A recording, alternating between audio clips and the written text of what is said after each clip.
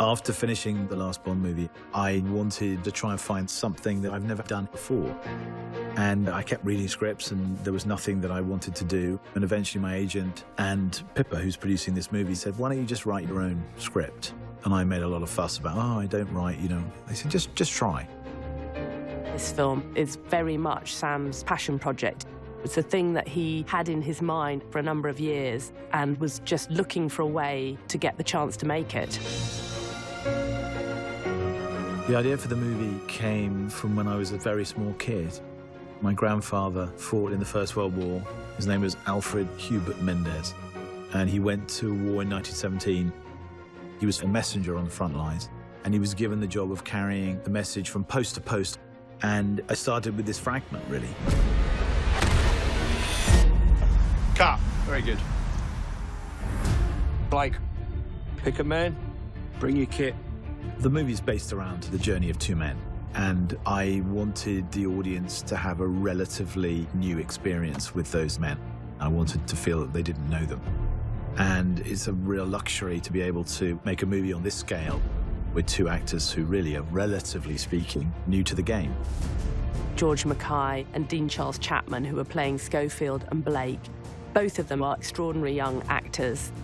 George embodies some of the qualities that I was looking for. There's something about him that's slightly old-fashioned and internal. And then Dean Charles Chapman, who plays Blake, is a wonderful, instinctive actor. Must be something big if the General's here. You have a brother in the 2nd Battalion. Yes, sir. They're walking into a trap. Your orders are to deliver a message calling off tomorrow morning's attack. Fundamentally, it's a very simple story. Two men have about 8 hours to get from one part of the Western Front to another. Action! You've got to cross into enemy territory on a race against time to deliver a message that will save 1,600 lives.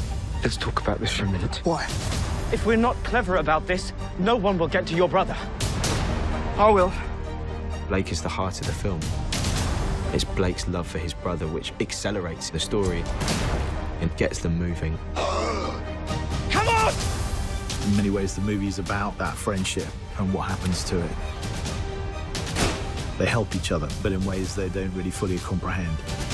If you don't get there in time, it will be a massacre. Good luck. From the very beginning, I felt this movie should be told in real time. Every step of the journey, breathing every breath with these men, felt integral. And there is no better way to tell this story than with one continuous shot. From the first moment I talked to Sam about the idea of it as a one-shot movie, I knew it was going to be really immersive. Stay low. It's meant to make you feel that you are in the trenches with those two young men. And the camera never, ever comes away from the two characters. Sometimes you have a camera being carried by an operator, hooked onto a wire, and the wire carries it across more land, and it's unhooked again. That operator runs with it, then steps onto a small Jeep, which carries him another 400 yards, and he steps off it again and goes round a corner. There's always that sort of get-out-of-jail card that you have with the movie. Well, we might be able to cut around this, or we might take that scene out. That's not possible on this film. The dance of the camera and the mechanics all have to be in sync with what the actor's doing. It's like a piece of theatre every take. Once it starts, it can't stop. And if something goes wrong, you just have to keep going. And there were so many scenes that I just completely got lost in. I'm sorry! Royal Commission. Send me through! Orders from the General. Sometimes the scene was 6 minutes long, and when they'd call cut, I would completely forget who I was, and I was Blake. If you told it in a conventional way, I don't think you would have felt the energy. You're always moving forward. You never go back. And the planning was absolutely key.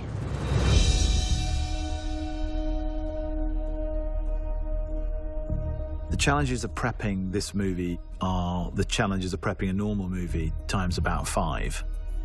We had to measure every step of the journey. In the early days of rehearsing, me and Jules, Sam and Roger turned up to this open field that was pretty much nothing there other than grass.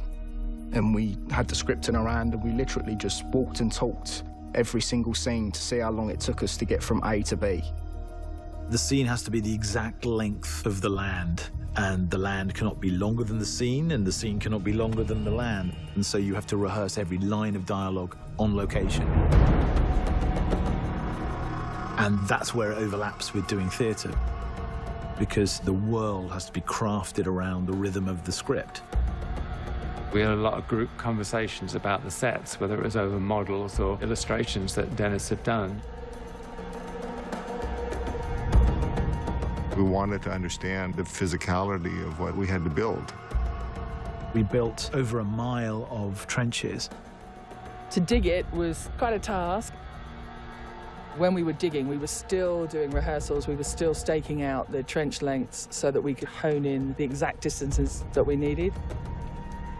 You almost have to change the way you think about how we view movies as a viewer and how we make movies as a filmmaker. The art department, more than anyone, has been really affected just figuring out the scale of how large these sets need to be. It's a highly choreographed piece, so every inch has to be accounted for. It was an amazing amount of work. Every place that we went was a magnitude of problems to solve. You have all these locations that are basically just ground, and you have to create something out of it. Roger and Dennis had to work together to figure out a set that could incorporate where the camera needed to be, making sure it felt natural and organic within the scene. With the timeline and the ticking clock, when you start the film, there's no turning back. And the myriads of problems that come up, everything will hit you, and everything did hit us in order to create the spaces that we did. Let's go back to one. This film does not take place in a series of interiors. This is endless exteriors. No location ever repeats, so you're constantly moving through landscapes. Being such an exterior movie, we're very dependent on the light and the weather. And we kind of realized, well, for a start, you can't really light it. Action. Because, you know, if you were running down a trench and turning around 360 degrees, there's nowhere to put a light anywhere. And because we were shooting in story order, we have to shoot in cloud to get the continuity from scene to scene. So some mornings, the sun would be out and we couldn't shoot. So we would rehearse. And we're rehearsing. And then we'd be waiting around, everyone with their eyes up in the sky, trying to see how long it'd take for the sun to move behind the cloud. And as soon as it comes over, you've got this 5-minute window. Everyone would be like, come on, go, go, go. Go, go, go! So you are also in the lap of the gods.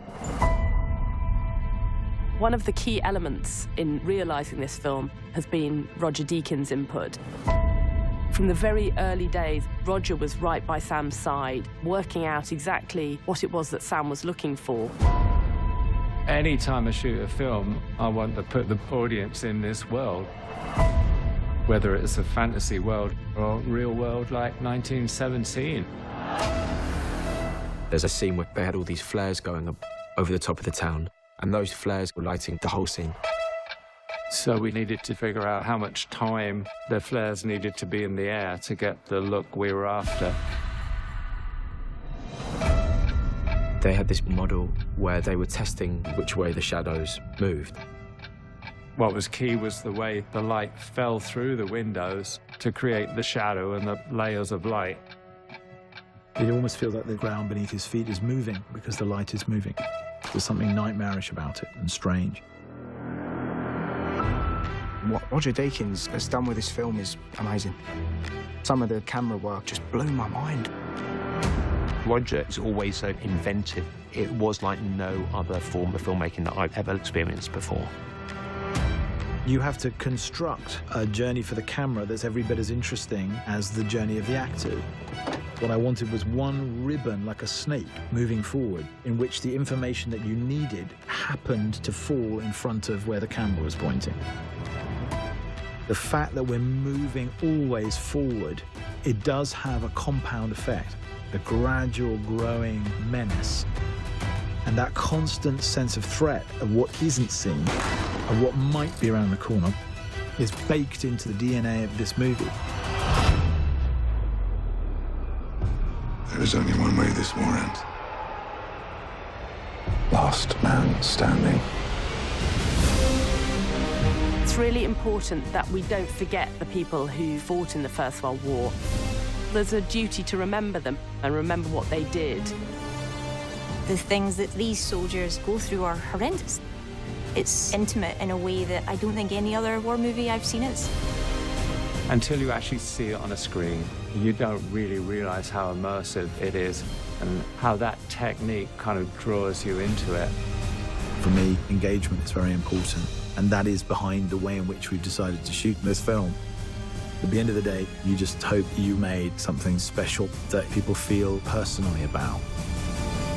When you achieve that, it's really beautiful and exhilarating.